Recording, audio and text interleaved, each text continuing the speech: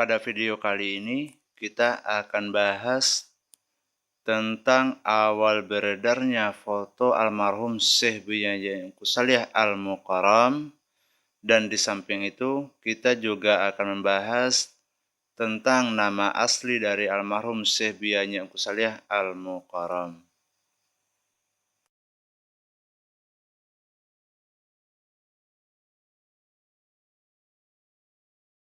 Assalamualaikum warahmatullahi wabarakatuh. Jumpa lagi dengan saya di channel Jejak Sufi Minang, menelusuri jejak perjalanan ahli tasawuf atau dalam bahasa lain disebut juga ahli thariqah yang ada di daerah Minangkabau, khususnya jejak perjalanan Syekh Binyamin Qusaliyah Al-Mukarram.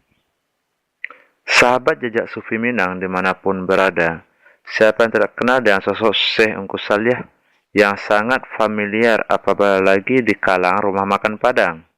Tapi tahukah Anda, sahabat Jejak Sufi Minang, beliau Syekh Qusaliyah Al-Mukarram adalah sosok yang sangat inspiratif, sosok yang penuh karismatik, sosok yang banyak dikagumi oleh masyarakat Padang Pariaman. Serta beliau adalah sosok yang menjadi panutan bagi masyarakat umum Sumatera Barat karena banyaknya karomah yang diberikan oleh Allah Subhanahu wa taala kepada beliau. Di antaranya karomah yang Allah telah berikan kepada beliau karena kesucian hati beliau dalam mendekatkan diri kepada Allah serta keikhlasan beliau dalam beribadah kepada Allah Subhanahu wa taala, maka Allah bukakan tabir pintu rahasia kepada beliau. Di antaranya Al-Mukarram Syekh Binyamin Qusaliyah bisa mengetahui apapun yang disembunyikan oleh orang lain yang berkaitan dengan beliau, seperti orang yang bernazar kepada beliau atau orang yang memiliki niat baik atau buruk kepada beliau, meskipun hal tersebut tidak diungkapkan kepada beliau. Syekh Binyamin Qusaliyah Al-Mukarram juga memiliki karomah, sehingga dengan karomah yang Allah berikan kepada beliau, beliau bisa melihat apa yang bakalan terjadi di masa yang akan datang. Apa yang bakalan terjadi di masa 50 tahun yang akan datang, masa yang akan terjadi 100 tahun yang akan datang, sebagaimana yang telah diungkapkan oleh beliau sewaktu masa beliau masih hidup kepada anak beliau, kepada para murid beliau, yang alhamdulillah yang pernah diungkapkan oleh beliau semasa waktu beliau masih hidup dapat kita saksikan pada saat ini. Namun sahabat Sufi Minang, sepanjang sejarah yang saya telusuri dari ahli sejarah tentang beliau, Syekh Binyamin Qusaliyah Al-Mukarram, beliau mengisyaratkan kepada masyarakat atau kepada anak beliau atau kepada murid beliau yang berhubungan akan hal-hal yang gaib, beliau mengungkapkan berupa kiasan, seperti saat terjadinya bom yang berjatuhan di zaman Belanda dan kejadian-kejadian di zaman Gestapo atau istilah lain G30 SPKI. Semua itu diungkapkan dengan kiasan.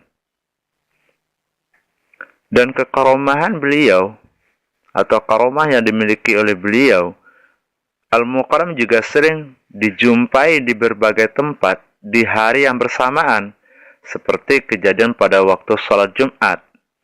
Di Masjid A, masyarakat melihat beliau sholat di Masjid A.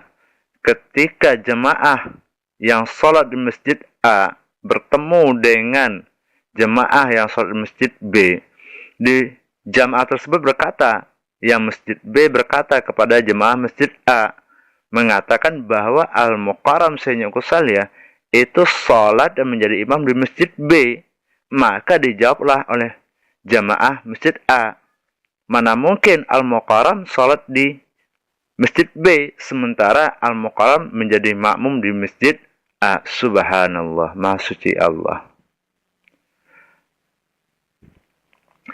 Dan selain itu, sahabat Sufi Minang, dengan izin Allah Subhanahu wa taala melalui foto beliau, dialkisahkan waktu zaman dahulu ada seorang warga yang tokonya aman dari kebakaran, padahal toko yang lain yang bersebelahan dengan toko tersebut di sisi kiri dan kanan malah hangus terbakar oleh si jago merah. Subhanallah. Dan waktu ditelusuri oleh masyarakat, kenapa kok bisa toko yang sebelah kiri dan kanan hangus di dalam si jago merah, sementara toko yang bagian tengah tidak dimakan oleh api sama sekali. Dan ketika semua api sudah padam dan yang dimakan api udah menjadi hangus, menjadi bara, disitulah ditelusuri oleh warga. Dan subhanallah, Maha suci Allah subhanahu wa ta'ala yang kekuasaannya, ketika ditelusuri, ketika pintu toko itu dibuka, dan sangat mengagetkan, di dalam tempat tersebut masyarakat menemukan di tiang dari bangunan tersebut terpajang foto Al-Mukarram Syekh Biaya Kusalia. Sahabat Sufi Minang dimanapun berada, masih banyak lagi karomah-karomah yang Allah berikan kepada beliau, sehingga dengan fakta kekeromahan beliau yang dilihat oleh masyarakat, maka hal yang wajarlah, khususnya daerah Padang Pariaman, maka tersebarlah foto-foto beliau. Namun sahabat Sufi Minang dimanapun berada, khususnya sahabat Sufi Minang yang ada di Sungai Sari, Padang Pariaman, Sumatera Barat, atau dimanapun perantauannya, setelah saya telusuri, dari sekian banyak yang memakai temajang foto beliau, namun sedikit yang mengetahui sosok beliau. Entah itu karena sekedar ikut-ikutan atau cuma sebatas warisan. Namun setelah jejak Sufi Minang telusuri, seputaran daerah Sumatera, Jakarta, Bogor, Tangerang, dan lain-lain, kebanyakan di antara mereka cuma menjawab beliau memajang foto Syekh Engku Salih Al-Mukarram karena alasan Syekh Engku Salih adalah seorang wali Allah yang berasal di daerah Padang yang sangat banyak memiliki karomah. Ada juga, sewaktu saya menelusuri, ada juga yang mengatakan mereka mengaku-ngaku ahli waris dari beliau dengan tujuan keuntungan pribadi. Subhanallah. Na'udzubillahi min zalik. Atau malah ada juga yang memajang foto almarhum Syekh Biaya Kusalia cuma sekedar ikut-ikutan karena melihat warung nasi Padang rame karena ada foto kakek berpeci yang berjenggot dengan lafaz kalimat Allah. Na'udzubillahi min zalik.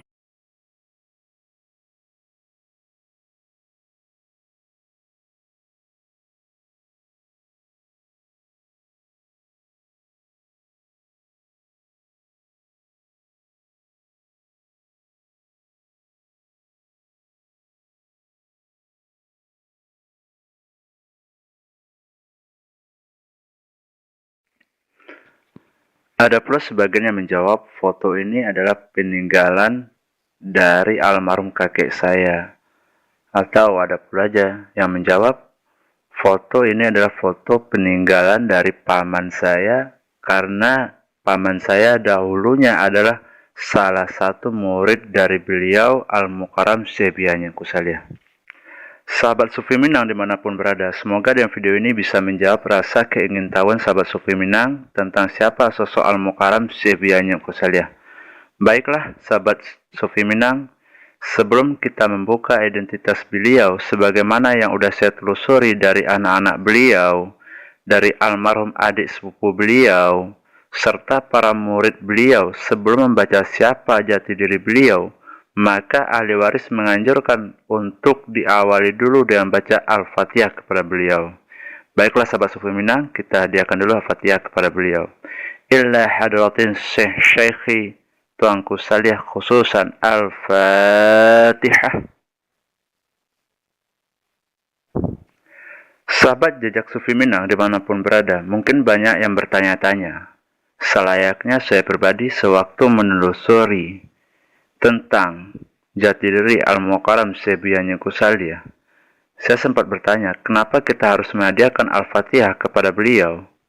Nah, jawaban dari pertanyaan tersebut yang sebagaimana yang sudah saya telusuri, yang pertama, kita harus menghadiahkan Al-Fatihah kepada Al-Mukarram Syekh Uncle Saleh, itu adalah istilah menghormati atau meminta izin karena beliau adalah sosok wali Allah. Nah, poin yang kedua, kenapa kita harus memberi hadiah Al-Fatihah kepada beliau sebelum kita menggali jati diri beliau, yang mana pada poin kedua ini adalah poin yang sangat penting, yang sehingga saya pribadi menjadi merinding ketika mendengar poin yang kedua.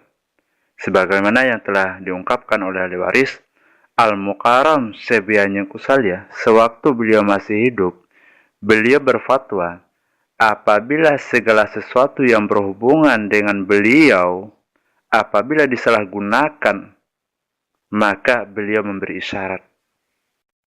Akan terjadi dua unsur kepada orang tersebut apabila orang tersebut menyalahi aturan atau menyalahgunakan atas nama beliau. Yang pertama, musibah atau bencana semasa hidup orang tersebut. Atau pilihan yang kedua, orang tersebut akan tersiksa menjelang syakratul maut. Na'udzubillahi min dzalik. Dalam dialog bahasa Minang, beliau berkata, yang buang juambo kok disalahgunuan de ugang, kok inda na kapai kapulang utang babayi. Subhanallah. Na'udzubillahi min dzalik. Sebagaimana yang dibahas oleh para ahli dakwah, jangan sakiti ulama karena daging ulama itu beracun. Apalagi kita harus menyakiti sosok wali Allah yang menyalahgunakan atas nama beliau. Sahabat Sufi Minang dimanapun berada, bagi sahabat Sufi yang memanfaatkan foto beliau dalam segi bisnis atau usaha, sebenarnya ada syarat-syarat dan ketentuan yang wajib dijalani dan tidak asal pajang foto. Sebagaimana yang setelah saya telusuri, saya bertanya kepada ahli waris, bagaimana tata cara kita dalam menggunakan atau memajang foto beliau di lokasi yang akan kita tepati. Atau dalam arti kata, foto beliau dipakai untuk salah satu unsur usaha. Sahabat Sufi Minang yang mengagumi beliau atau yang memajang foto beliau di warung dan di toko, saya sarankan untuk mendengarkan video ini atau ikuti channel ini, channel Jejak Sufi Minang. Insya Allah di channel ini kita akan menelusuri seputar perjalanan hidup Syekh Uncle Saleh Al-Mukarram, agar sahabat Sufi Minang dimanapun berada bisa mengenal sosok yang dikagumi atau sosok yang menjadi panutan umumnya masyarakat Sumatera Barat.